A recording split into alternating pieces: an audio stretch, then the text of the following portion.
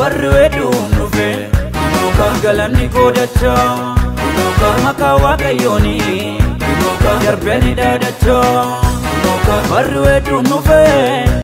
Tole nagaa waaqayyoo hunduma keessanii faa baay'atu hordoftootaaf kabajamtoota ifa jireenyaa irra jirtu nagaa keessanii ani baay'ee nagaa kootii waaqayyoo faa galatu baga nagaatti eegamtan isiniin jechuun jaaladha.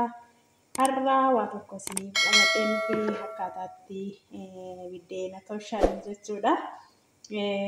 Kuni jechuudha irshoo fi daakuu xiqqoo walitti rukutee daqiiqaa 20 akka daqiiqaa 10 kaa'een ture jechuudha. Yeroo akkasitti wal gadhiisu isaa booda jechuudha daakuutti rukunneetu bukeessina jechuudha. Bukeessine biddeen tolchannaa jechuudha. Har'a akkamitti akka biddeen tolchannee akkamitti egaa biddeena baay'een keenya hin arraana baay'een argannu amma kanatti jechuudha. Daakuu itti dabaleetaniin nan sukkuma seeraan bukeesse akkamitti akka tolchannu isinitti agarsiisa.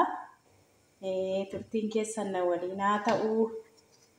Akkaataa kanatti wanta nu barbaachisu jechuudha. Akkuma salphaatti haala salphaa ta'een hojjetannee itti fayyadamuu dandeenya. Ergasii ashaboo xiqqoo ishiitti goona jechuudha. Akka inni xiqqoo nu jalaa wanni hin taanee fi kunoo ashaboo hammana itti daballa. Ergasii booddee jechuudha bishaan xiqqoo labii ta'een kunoo bishaan labii ta'een jechuudha. Harka koo dhiqadhee ergan qulleeffadhee booda jechuudha bishaan xiqqoo labii ta'een bukeessina jechuudha. Bukeessine isaa booda yeroo bukeessinu jechuudha sirriitti sukkuumuuti qabna maaliif akka seeraan nu bareedutti jechuudha. Sukkuumnee seeraan bukeessuuti qabna. Haala kanaan bukeessine kun amma bukeessee haala kanarraan ga'een jira jechuudha. Daqiiqaa 10 sukkuumeera. Isaa booda jechuudha suuta jenneetu bishaan xixiqqeessineetti qicaa jechuudha. Hin qallifna jechuudha. Baay'ee akka inni wal isiniif qabatuuf yeroo tolchitanillee akka ija inni isiniif godhatuuf jechuudha. Seeraan daqiiqaa 10 sukkuumne jechuudha. Xixiqqeessinee bishaanitti qinyee qallifachaa deemna jechuudha. Kunoo haala salphaa ta'een koollee bukeessee xumuree tuma bukeessaa jiru hoomachaa'e kunoo haala kanaan jechuudha. Tuma bukeessaa jiruuti harka koo jalatti hoomachaa'e jechuudha. Kanaafiyyuu kunoo akka kanatti qallifne bukeessee xumureen jira. Amma sa'aatii daqiiqaa xiqqoof keenyee yeroo inni hoomachaa'e yeroo inni hoomacha kaafatu waliin tolchinaan isiniin jedha. Akka kanatti hojjetatanii itti fayyadamuu dandeessuun isiniin jedha hordoftootaa fi kabajamtoota ifa jireenyaa ta'u. Amma immoo erga kana bukeeffannee isaa booda jechuudha. Qadaanneetu hamma inni xiqqoo wanni ta'u qadaannee akka kanatti keenya yoo ukkaamsine seeraan hoomacha nuuf godhata waan ta'eef akka kanatti keenyee amma immoo gara waxii hojjetuutti darbina.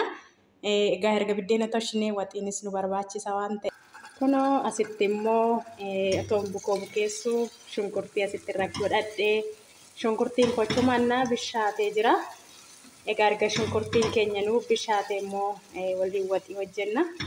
Waxii daanqoo hojjenna jechuudha. Egaa waan biyya keenyaa kun waan baay'ee nu barbaachisa. Akka kanatti shunkurtiin koo kunoo bishaatee jira akkuma isin argitan kana. Erga shunkurtiin keenya akkasitti nu bishaate qimamii wantoota barbaachisutti goggoona. Kunoo qimamii wantoota nu barbaachisanii kuni barbareedha. Kunoo qimamii kun immoo paapirkaadha. Kun nacci shunkurtiidha. Haala kanaan itti daddabalanneetu waliin hojjennaa jechuudha. Amma nacci shunkurtiitti godheen ka'e haala kanaanii waliin hojjennaa.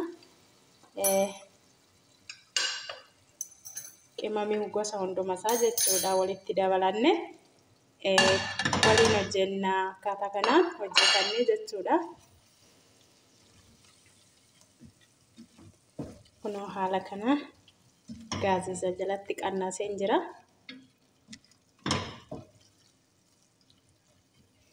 Suuta jennee akkaataa kanaan jechuudha. Barbareen asii garmalee guba yootti baay'isanii paapirkaa yootti fayyadamne gaariidha. Kunoo haala kanaan qollaatii isaa sirraan gaadheen jira. shunkurtii isaa baay'ee bishaateera. Qollaatii isaa ergaa sirraan gaanne egaa waxii handaanqoo hojjechaa jirra waan ta'eef akka kanaatti jechuudha. Suuta jennee akka kanatti hojjetanne wantoota nu arraasisan fayyadamuu dandeenyan isiniin jedha hordoftootaaf kabajamtoota koo. Kunoo haala kanaan handaanqollee miiccadhee xumuriin jira. Kunoo kanan fayyadamee luka ishii bichaadha. Haala kanaan miiccannee erga qulleeffannee booda jechuudha. Shunkurtiin keenyas nu bishaachaa jira. Haala kanaan loomii, ashaboo, kalsa jedhamu sanallee itti godhee waan baay'eedhaan miicee jira. Kunoo haala bareedaa ta'een qulqulleeffadhe akka kanatti miiccannee jechuudha itti fayyadamuu dandeenya. Kunoo haala salphaa ta'ee qollaatiin qollees naagee jira. Ta'uun qabatiin kunoo akka kanatti jechuudha. Haala salphaa ta'een hojjetanna. Kunoo rakka qollaatii isaa akka kanatti bisheeffannee jechuudha. Waa baay'ee bishaatee jira. Amma immoo handaanqootti danglaa jechuudha. Miiccadhee qulqulleeffadhee kunoo haala bareedaa ta'een itti dabalaa jechuudha.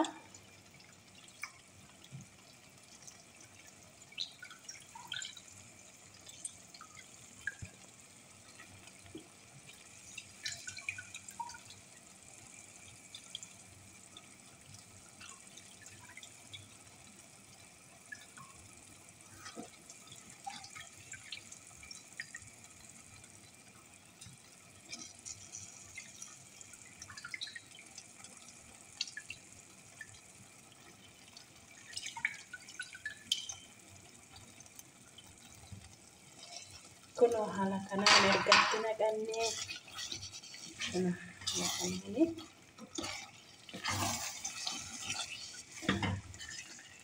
akka kanatti hojjetachuu dandeenya.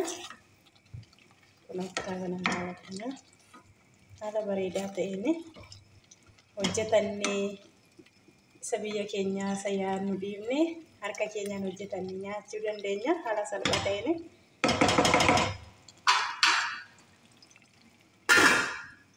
kunoo asitti immoo hanqaaquu bilcheeffachaa egaa handaanqoo gaafa hojjennu dirqama inqulaalee nu barbaachisa waan ta'eef inqulaalee kun asitti bisheessaan jira. Akkaataa kanaan hojjetanna. Ammallee turtiin keessanii hanga xumuraatti na wajjumaan turan isiniin jedha. Egaa yeroo xumuruu ga'eerra isinii waraaba viidiyoo hundasaa isinii waraabuuf sa'aatii dheeraa nutti fudhata. Yeroo xumuraarra gagga'uu isiniif deebi'ee dhufa. Turtiin keessanii anuma wajjiniin haa ta'u. Haala kanarraa geessifanne handaanqootti naqnee kaanee jechuudha. Qassennee gaazii jalatti qannannee suutannee bisheessanna. Nama haala kanarraa naaf ga'ee jira. Gara bishaachuu ga'eera amma waan ta'eef haala kana haala bareedaa ta'een hojjetachuu dandeenya.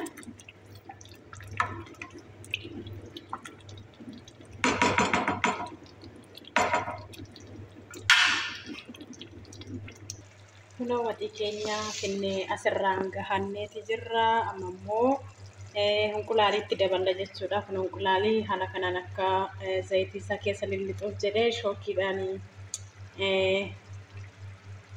wanni godheen jira. Akka zayitiin keessatti nu fudhatuu fi inqulaaliitti dabalanna. Amma handaanqoo isaallee bishaateera waan ta'eef haala kanaan bisheeffanne haala bareedaa ta'een jechuudha. Kunoo sirraan gahannee jirra. Handaanqoo isaallee bishaatee jira jechuudha. Kuna akkuma argaa jirtan kana haala kanaan itti fayyadamuu dandeenya. Xiqqoo ishii hanga zayitii waan argi ofitti inqulaalii isaa fudhatuuf daqiiqaa 2 fi daqiiqaa 5 irratti dhiibnee kunoo amma haala xumurree jirra. Daqiiqaa xiqqoo isaa irratti horsiisa jechuudha. Kunoo haala kanaan itti fayyadamu. Kunoo haala kanaan waxii keenya xumurannee jirra.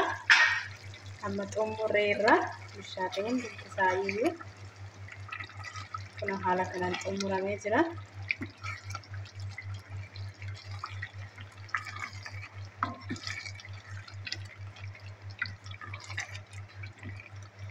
Handaanqoo isaas bishaatee hinqulaaleen isaallee zayitii minaan ofitti fudhatee jira. Haala kanaan xumurannee jirra.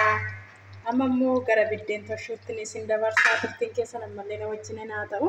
Egaa kan irratti toshannu kun kan irratti hinqulaaliin xabbafamu jechuudha.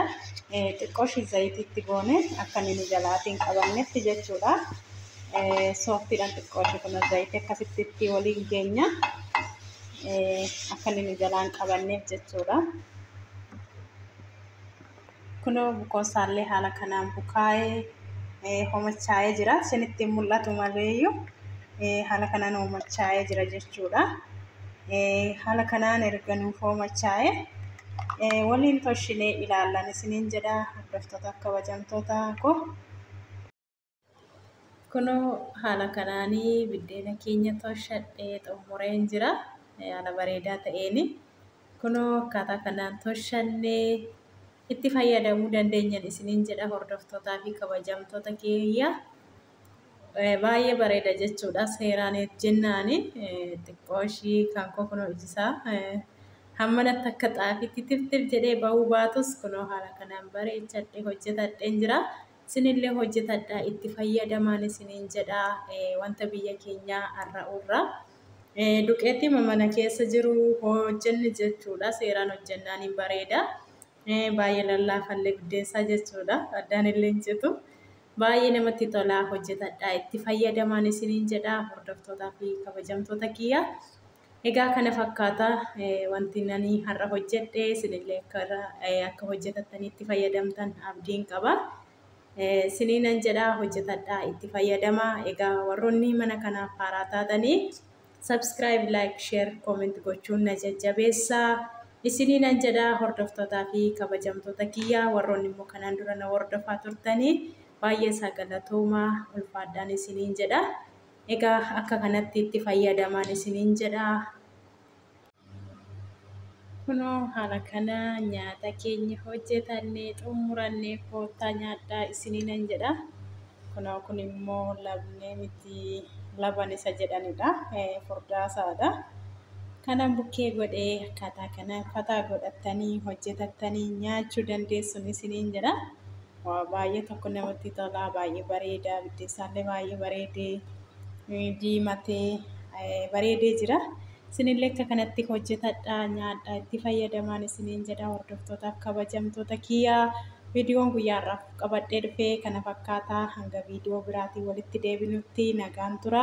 Yoo isinitti tolee like, share gochuun na jajjabeessaa. Koomentii naaf godhaa. Yaada qabdan koomentii jalatti naaf barreessaa isiniin jedha. Amma hanga yeroo kanatti waan na wajjin turtaniif galatoomaa isiniin jedha. Viidiyoo biraatiin hanga walitti deebinutti nagaan tura. Turtii gaarii. Ulfina godhatii ani isinan boona.